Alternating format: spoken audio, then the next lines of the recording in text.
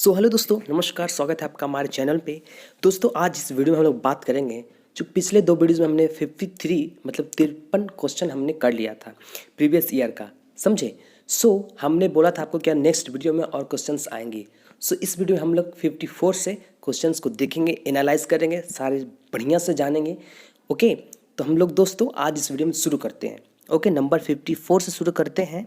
इसमें आपको पूछ रहा है कि वर्ष 1990, जी हाँ दोस्तों, वर्ष 1990 का दादा साहेब फाल्के पुरस्कार किनको दिया गया। ऑप्शन ए है लता मंगेशकर, बी येसुदास, ए नागेश्वर राव और सी भालजी पेंढारकर। दोस्तों मैं आपको बता दूं सबसे पहले कि आपको ये दादा साहेब फाल्के पुरस्कार होता क्या है।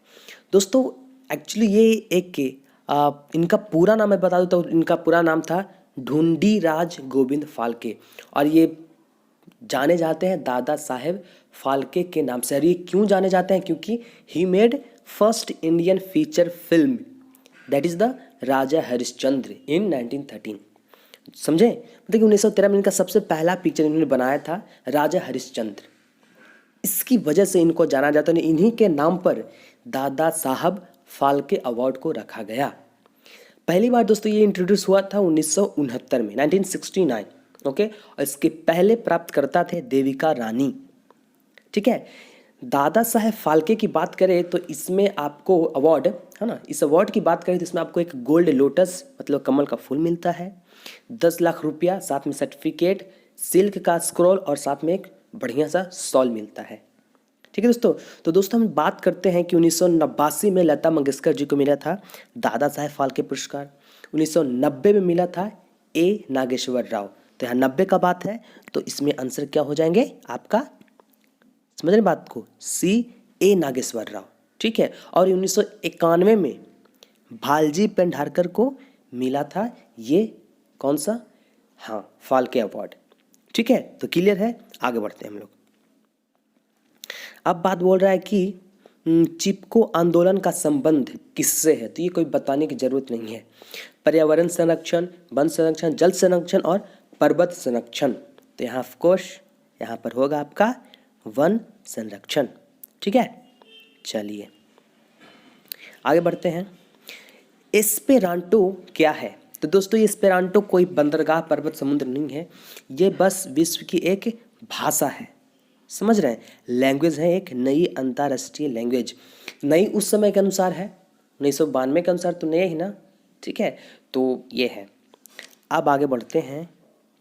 इसमें ये है कि autobiography of an unknown Indian के लेखक हैं, तो कौन है साहब? तो आपको पता ही होगा, क्या बताइए। तो आपको है इसमें नीरद सी चौधरी। ठीक है, तो इनके आंसर हो जाएगा ए, नीरज से चौधरी हैं जो लेखक हैं इसके। ठीक है, autobiography of an unknown Indian. चलिए अब बात करते हैं किसका, कि यूनेस्को की भाषा क्या है। तो दोस्तों यूनेस्को की भाषा आपको मैं बता दूं, यूनेस्को है, इसका मुख्यालय सबसे पहले आपको मतलब कि पेरिस में है, फ्रांस के पेरिस में। ठीक है, इसकी जो स्थापना हुई थी 16 नवंबर 1945 को, पर इसको लागू किया गया 4 नवंबर 1946 को। इसकी भाषा की बात करें तो यहाँ ऑप्शन में जो है, ऑप्शन में आपको यहाँ पर ही 1992 का था, तो उसमें जो थी तो उसका अनुसार तो ठीक है। बाकी अभी हम लोग 2020 में है, तो इसके अनुसार देखा जाए तो ये ऑप्शन है जो मैच नहीं कर रहा है। ठीक है, तो हम आपको मैं बताता हूँ कि कौन कौन सा लैंग्वेज अभी है। तो यहाँ पर आपको मिल जाएगा, इंग्लिश मिलेगा ही मिलेगा, फ्रेंच मिलेगा आपको, चूँकि क्या बोलते हैं फ्रांस में है, तो उसके लैंग्वेज हो गए English, French, Spanish, Italian, Russian, Chinese और साथ में इसका हिंदी भी लैंग्वेज है। ठीक है, तो आपको ये समझ में आ गया होगा। तो इसमें मैं कौन सा ऑप्शन चुनूँ? हिंदी वाला ऑप्शन तो है ही नहीं, इटालियन कहाँ है और रशियन कहाँ है। ठीक है, तो ये सब आपको मैं बता दे रहा हूँ। अब चलते हैं कि स्विट्ज़रलैंड, कि स्विट्ज़रलैंड की भाषा क्या है दोस्तों। तो दोस्तों स्विट्ज़रलैंड की भाषा आपको यहाँ पर मिल जाएगा फ्रेंच, इटालियन, रोमानीज और जर्मन। ठीक है, तो यहाँ पर भी आप देख सकते हैं, उस समय शायद होगा कम, लेकिन अभी तो भाई यही है चार को, फ्रेंच, इटालियन, रोमांस और जर्मन, है ना। तो स्विट्जरलैंड की भाषा आपको ये हो जाएगी। इसमें भी कोई ऑप्शन नहीं है तो इसलिए हम अभी इसको, ठीक है, आप खुद, मैं बोल दिया, आप समझ लेना। तो चलते हैं नेक्स्ट क्वेश्चन की तरफ कि लाइफ डिवाइन के लेखक कौन है। तो इसके आंसर होंगे अरविंद घोष, ठीक है। चलिए, सूर्य का प्रकाश कितने समय पृथ्वी पर पहुंचता है, ये तो बताने की जरूरत ही नहीं है, ठीक है। Option B 8 minute. हाँ, अब बात करते हैं क्वेश्चन नंबर 62 कि महारानी विक्टोरिया को भारत की सामग्री कब घोषित किया गया। दोस्तों, क्वीन विक्टोरिया के बारे में मैं आपको थोड़ा सा बता दूं कि इनका जन्म 24 मई 1819 को हुआ था। इनकी डेथ हो गई थी 22 जनवरी 1901, समझे। और इनकी जो मृत्यु हुई थी उसकी वजह है हीमोफीलिया, ठीक है। ये बीमारी को नाम बोला जाता है, शाही बीमारी के नाम से भी जाना जाता है, क्योंकि फर्स्ट टाइम इन्हीं को ये बीमारी हुई थी। हीमोफीलिया कैसा बीमारी है, इसमें ये बीमारी है कि आपको जब कहीं आपके बॉडी में कट लग जाता है, जब खून बहता है तो खून बंद होता ही नहीं है। जिस प्रोटीन की वजह से जो थक्का जमता है, खून को रोकने में मदद मिलती है, वही प्रोटीन है इस बीमारी में गायब हो जाती है, ठीक है। तो इसको हीमोफीलिया बोलते हैं। और बात करते हैं कि और की तो 18 साल की उम्र में वो महारानी बन गई थी। और बात रहे इंडिया में, तो इंडिया में वो 1876 में, ठीक है, आपको वो बनी थी भारत की सामग्री, ठीक है। तो ध्यान रखेंगे 1876, 1 मई डेट आपका और याद रखना है। तो 1 मई 1876 को, ठीक है, उनको इम्प्रेस ऑफ इंडिया की उपाधि दी गई थी। क्लियर है? ओके, चलिए आगे बढ़ते हैं। अब पूछ रहा है कि निम्नलिखित में से किस कथन का संबंध मलेरिया से नहीं है। यह परजीवी कीटाणु काटने से होता है। ऑप्शन बी मादा मच्छर एनाफिलिज के काटने से होता है। तो भाई ये तो सही है, बिल्कुल सही है यहाँ पर, ठीक है। तो हम लोग देखते हैं इसको, कौन सा कलर ले लेते हैं कोई, है ना। तो यहाँ पर मादा मच्छर एनाफिलिज के काटने से होता है, तो ये सही है। क्लोरोक्वीन है जो इसका क्या है, क्लोरोक्वीन इसका एक प्रभावी औषधि है, बिल्कुल सही है। जिसके कारण बहुत हल्ला मचा था कोरोना के समय कि कोरोना में भी ये क्लोरोक्वीन है जो प्रभावी हो रहा है, पता नहीं कहानी कौन बोल दिया, ठीक है। और तीसरा है ऑप्शन डी, आई मीन चौथा, कि दलदली भूमि में मलेरिया के वाहक मच्छर पनपते थे, भी सही बात है, पनपते हैं। तो ये तीनों सही है। तो गलत कौन है, तो गलत है ये वाला ए, ठीक है। तो इसलिए आंसर कौन सा होगा, हाँ, आंसर ए होगा, चूँकि पूछ क्या रहा है कि नहीं है, ओके। तो यहाँ पर आंसर आपको ए होगा, ठीक है। चलिए 64 वर्ष 1991 का रसायन विज्ञान का नोबेल पुरस्कार किनको प्रदान किया गया। इनका नाम था रिचर्ड अर्नेस्ट, ठीक है, पूरा नाम रिचर्ड आर अर्नेस्ट, ठीक है। चलिए, कलिंग पुरस्कार किस क्षेत्र से संबंधित है। चुपचाप दम बी मारिए, विज्ञान के क्षेत्र में ज्ञान का प्रसार करने हेतु, ओके। तो इसमें बात करते हैं कि इसमें 10,000 पाउंड रुपया मिलता है, ओके। एंड अल्बर्ट आइंस्टीन रजत पदक, ठीक है, साथ में रुचि राम साहनी चेयर भी मिलता है कलिंग पुरस्कार में, ओके। अब है कि हाथी का वजन कितना होता है। तो हाथी का वजन आपने देख लेना, यहाँ पर तो मेरे ख्याल से 6,000 किलोग्राम होता है। अब बात चलते हैं कि ओजोन परत क्या है। तो दोस्तों, ओजोन परत है पृथ्वी की सतह से 30 किलोमीटर दूर एक रंगीन परत सतह जो पराबैंगनी विकिरणों को पृथ्वी पर आने से रोकती है। तो बिल्कुल सही आंसर है, ये होगा, इसमें बताने की जरूरत नहीं है। दूध से संबंधित पॉस्चराइजेशन क्रिया को इंगित करने वाला कौन सा कथन सही है। तो ये है कि दूध को गर्म करने के उपरांत तेजी से ठंडा करना, ठीक है, ये होगा आपका आंसर, सी होगा, ठीक है। इसमें यही होता है कि बहुत जल्दी इसको बहुत लंबे तापमान पर गर्म करके तुरंत इसको ठंडा कर दिया जाता है, ठीक है। तो इससे कुछ है जो कीटाणु है जो मर जाते हैं, पर कुछ कीटाणु है जो नहीं मरते हैं, ठीक है। तो यही है, आप देख लेना बाकी। एम्फीबिया क्या है। तो एम्फीबिया है आपको, ये है जल में पाए जाने वाला जीव नहीं, जल व थल पर जीवन यापन करने वाला जंतु, जल में पाए जाने वाला एक मादा प्राणी, जल की एक मछली। तो कौन सा आंसर होगा यहाँ, बी आंसर होगा, जल व थल पर जीवन यापन करने वाला जंतु। वर्ष 1992 के रेल बजट में किराए और माल भाड़े में वृद्धि से कितने रुपये की अतिरिक्त आय अनुमानित की गई है। दोस्तों, ये करंट अफेयर का सवाल है, पर ये 2020-19 का नहीं है, ये सीधे 1992-93 का है। ठीक है, तो क्या कहें, इस समय का है तभी तो इसको आना नहीं है। आगे बढ़ते हैं। निम्नलिखित राशियों में से किसका ना कोई राशि न होता है, सॉरी, निम्नलिखित राशियों में से किसका ना कोई मात्रक होता है और ना ही विमा। तो यहाँ पर अपेक्षित घनत्व का आंसर होगा। ठीक है, चलिए।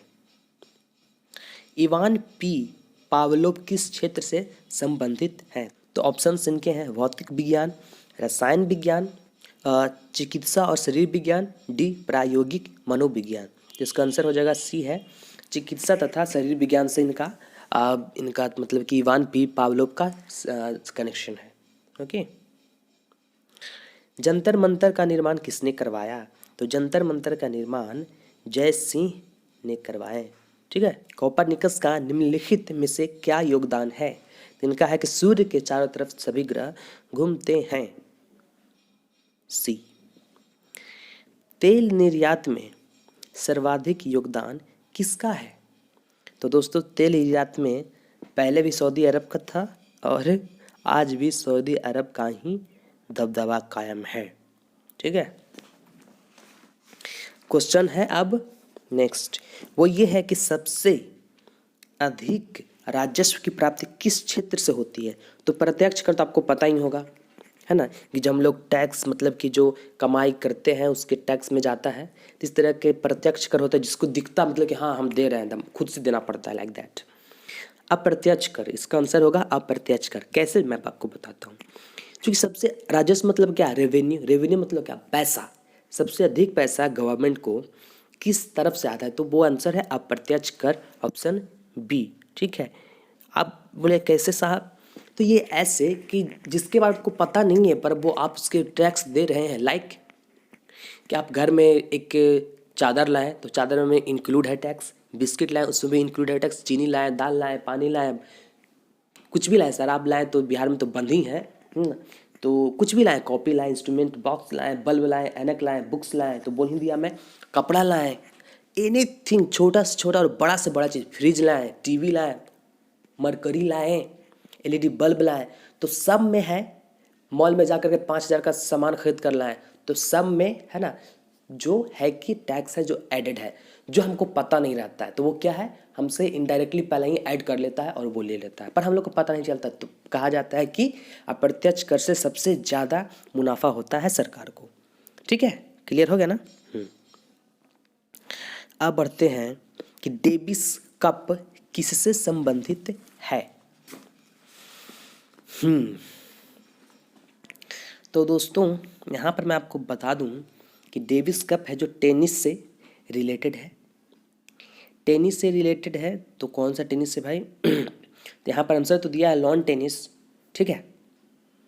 और थॉमस कप के बारे में बात करते हैं। तो थॉमस कप है जो बैडमिंटन से रिलेटेड, नहीं नहीं नहीं नहीं नहीं, हाँ थॉमस कप तो मेरे को पता है कि बैडमिंटन से है, इसमें तो ऑप्शन बैडमिंटन दिया नहीं है। ठीक है, तो पता नहीं, इसको देखना पड़ेगा, है ना, इसमें कुछ ये हो रहा है। खैर ठीक है, तब हम लोग आगे चलते हैं। डूरंड कप, डूरंड कप आपको फुटबॉल से है जो संबंधित है। ठीक है, नो टेंशन होके मारिए। एशियन गेम सर्वप्रथम कहाँ आयोजित किया गया? तो इसका आंसर होगा आपका ए, मतलब नई दिल्ली। विश्व का सबसे बड़ा स्टेडियम कहाँ है? यह है चेकोस्लोवाकिया। ठीक है, कौन सा है? चेकोस्लोवाकिया। चलिए, लिम्बाराम किस क्षेत्र से संबंधित है? ये है तीरंदाजी। ठीक है। प्रकाश पादुकोण का किससे संबंध है? प्रकाश पादुकोण का संबंध है दीपिका पादुकोण के फादर है, उनसे संबंध है। है ना, मतलब कि बैडमिंटन। तो प्रकाश पादुकोण बैडमिंटन खिलाड़ी रहे हैं। ठीक है, वो इनके पापा हैं दीपिका पादुकोण के। ठीक है, प्रकाश पादुकोण को मैं पहले नहीं जानता था, दीपिका पादुकोण की वजह से पता चला कि ये इनके पापा हैं, तब मेरे को पता चला।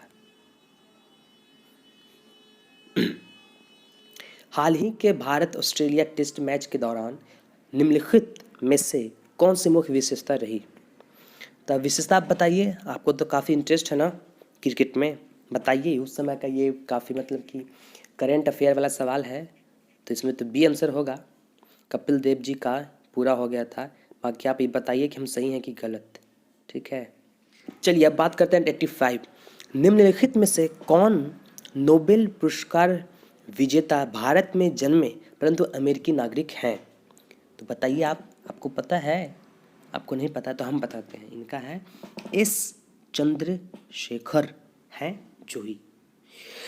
अब बात करते हैं कि परमाणु ऊर्जा के क्षेत्र में किस वैज्ञानिक ने सर्वाधिक है ना योगदान दिया है? तो उनका नाम है बी में है होमी जे भाभा।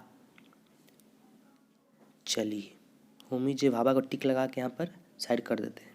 अंतरिक्ष विज्ञान के क्षेत्र में सर्वाधिक योगदान किसका है?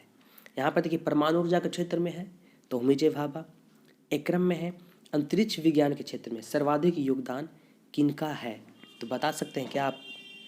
है तो इनमें विक्रम साराभाई हैं। ठीक है, चलिए आइंस्टीन का सर्वाधिक योगदान किस क्षेत्र में रहा था? आपको पता है कि अपेक्षिकता है ना को संबंधित थ्योरी ऑफ रिलेटिविटी से रिलेटेड उनका रहा योगदान में। तो ऑप्शन इसका ए हो जाएगा। अपेक्षिकता संबंधित सामान्य और विशेष सिद्धांत पर इनके आधारित थे। अब बात है कि इंडिया विंस फ्रीडम के लेखक कौन हैं? तो बताइए। इसमें है अबुल कलाम आज़ाद। ठीक है, ऑप्शन नंबर बी यही है इनके आंसर, अबुल कलाम आज़ाद। अब देखते हैं 90। स्टेनलेस स्टील किस धातु का मिश्रण होता है? तो बताइए। क्रोमियम निकेल लोहा। तो बी होगा, सिंपल सा बात, दम भी होना ही होना है। क्रोमियम निकेल और लोहा।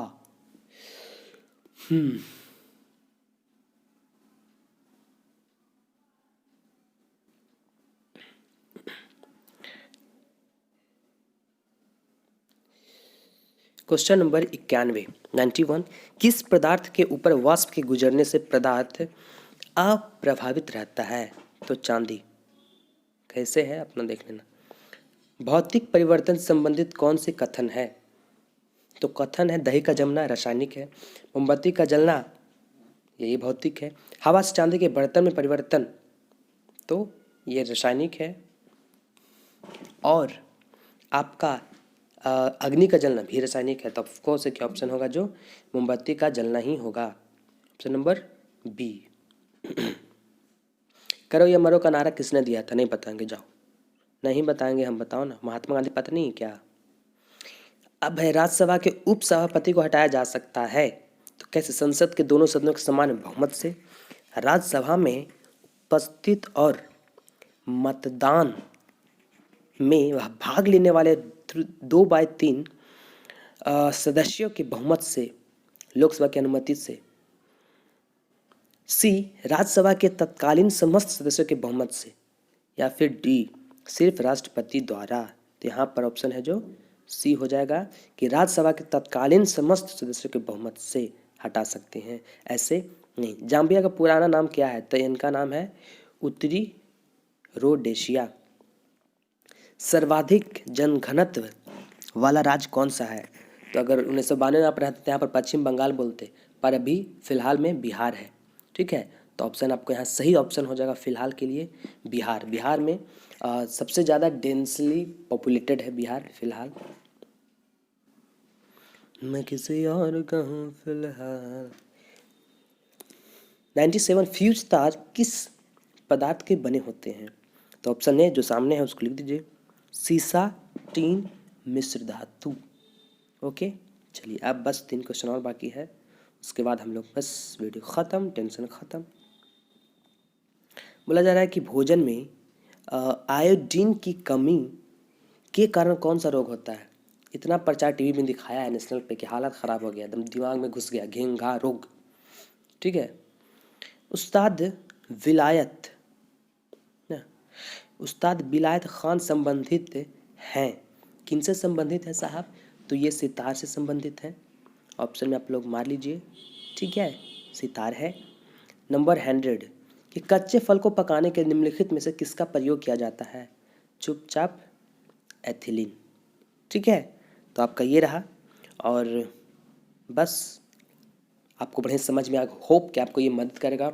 और भी जो आगे का जो क्वेश्चन है प्रीवियस मैं सब करवाऊंगा, पर मैं सोच रहा था कि उससे पहले मैं ना टेस्ट सीरीज करवा देता हूँ। टेस्ट सीरीज रहेगा तो फिलहाल अभी थोड़ा सा प्रैक्टिस हो जाएगा। तो आप लोग क्या कहते हो, कमेंट बताना ना ज़रा। ठीक है, टेस्ट सीरीज शुरू करूँ या ना करूँ? एक्चुअली तो करना तो चाहिए, है ना। मैं भी आपको रिकमेंड करूँगा। तो ठीक है, आज के लिए इतना ही। फिर मिलेंगे नेक्स्ट वीडियो में आप लोग कहेंगे टेस्ट सीरीज के साथ, तब ओके बाय।